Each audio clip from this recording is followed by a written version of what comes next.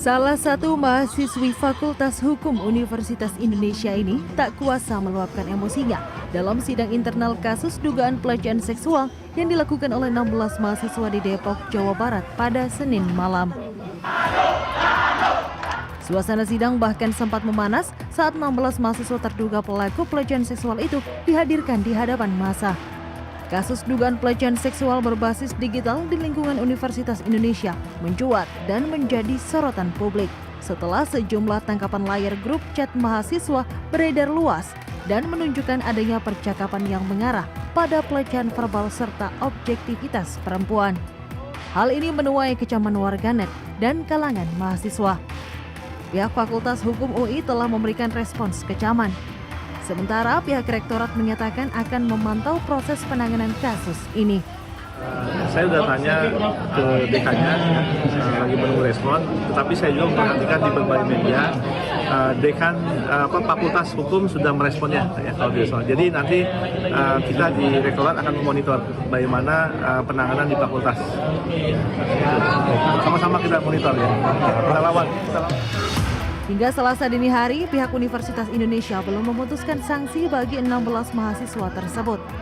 Pihaknya masih melakukan penelusuran serta verifikasi terkait dugaan kasus ini, serta memastikan penanganan yang dilakukan sesuai dengan prosedur yang berlaku. Tim Liputan, CNN Indonesia. Kasus pelecehan seksual di Fakultas Hukum Universitas Indonesia (FHUI). Awalnya pada pertengahan April 2026, kakak pelayar obrolan grup WhatsApp gambar milik 16 mahasiswa angkatan 2023 menyebar di media sosial. Dalam obrolan tersebut berisi komentar-komentar yang tidak selamat dan merendahkan. Korban dari pelecehan tersebut mencapai 27 orang yang terdiri dari 20 mahasiswa dan 7 dosen. Kasus tersebut sudah menjadi perbincangan. Pihak UI dan FHUI langsung bertindak. Mereka mengumpulkan para mahasiswa dan menggelar sidang etik. Sebagai langkah awal, ke-16 mahasiswa tersebut diskors sementara selama 1,5 bulan, mulai dari 15 April sampai 30 Mei 2026. Kemudian pihak universitas mengeluarkan putusan final pada Juni 2026. Dari 16 mahasiswa yang diperiksa, 1 orang dinyatakan tidak terbukti bersalah, 1 orang menerima saksi administratif ringan, sisanya 15 mahasiswa lainnya terbukti bersalah melakukan pelecehan berbasis elektronik dengan hukuman skorsing antara 1 sampai 3 semester. Setelah itu, mereka juga wajib ikut konseling dan mata kuliah anti kekerasan seksual serta dicabut status keanggotaannya di organisasi mahasiswa kampus. Undang-undang yang dilanggar pada kasus pelecehan pada hukum UI. Yang pertama, Undang-Undang Tindak Pidana Kekerasan UU TPKS nomor 12 pasal 14. Kekerasan sosial tahun 2002 berbasis elektronik mengatur larangan mendistribusikan informasi bermuatan seksual yang melanggar hak atau dilakukan tanpa persetujuan korban. Hukumannya penjara paling lama 4 tahun dan maksimal 200 juta.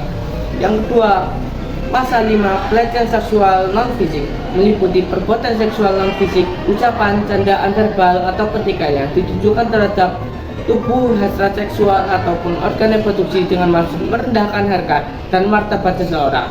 Hukuman paling lama 9 bulan, denda maksimal 10 juta. Yang ketiga, Undang-Undang Informasi dan Transaksi Elektronik UU ITE Pasal 27 ayat 1 melanggar setiap orang dengan sengaja dan tanpa hak mendistribusikan atau membuat dapat diaksesnya informasi dan segmen elektronik yang memiliki muatan melanggar kesusilaan. Hukumannya pasal 25 ayat 1 dipidana maksimal 6 tahun dan denda maksimal 1 miliar.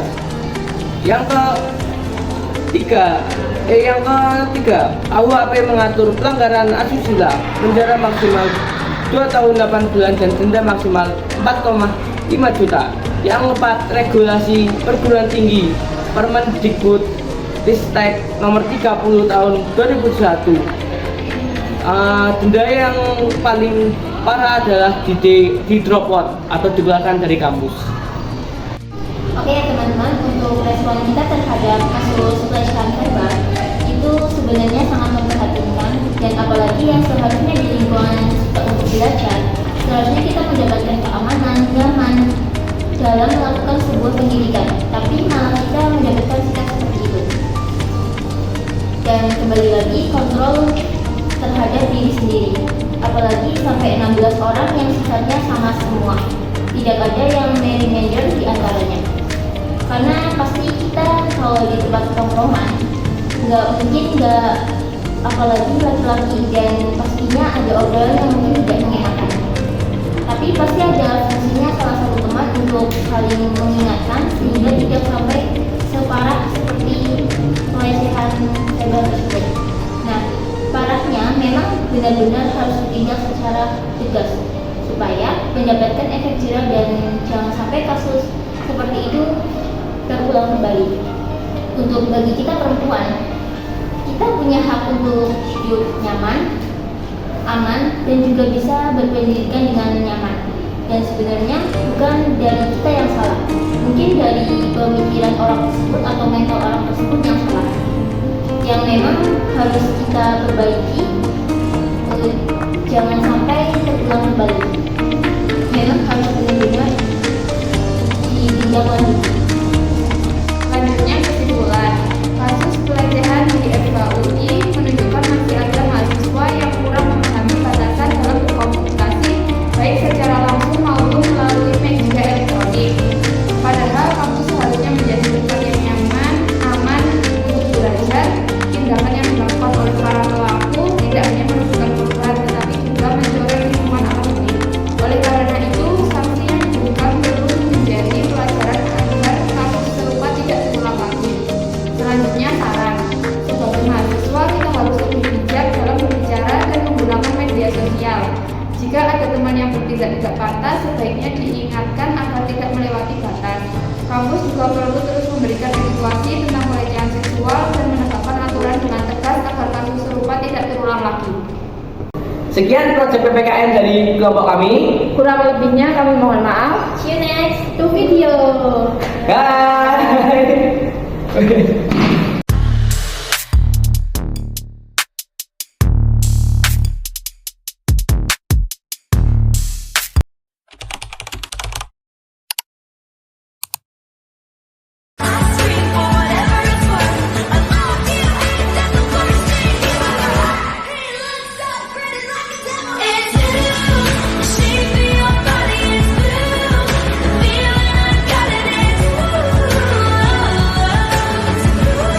Hai, nama saya Adila Setiawan dengan NIM 252130004 dengan rekan saya Saya Hati dengan NIM 252130014. tugas kami di sini sebagai mencari isu dan materi. So when I, which I must do, couldn't shine down here with you, just smile. 1, 2, 3. Halo, perkenalkan nama saya Mika Ujana NIM 252130026. Di sini saya pencari materi dan sebagai videografer.